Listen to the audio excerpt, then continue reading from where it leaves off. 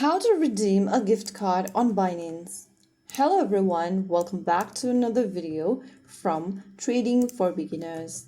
If you are looking for a way to redeem your Binance gift card, firstly open up the Binance application on your device and log into your account. Once you're logged into Binance, go ahead and tap on the menu button at the top left corner from the home screen of Binance. Once you're inside this menu tab, go ahead and click More Services.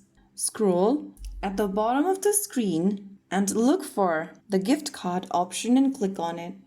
In the Redemption Code tab, go ahead and enter the characters in your redemption code. It is usually 16-digit long. Enter the redemption code as shown in your gift card, and once you are done, click on the Redeem button at the bottom. Once the redemption is successful, you can check your wallet or your assets to confirm the funds that has been credited. So that's how you successfully redeem your Binance gift card. If you found the video helpful, don't forget to like, share, and subscribe to our channel.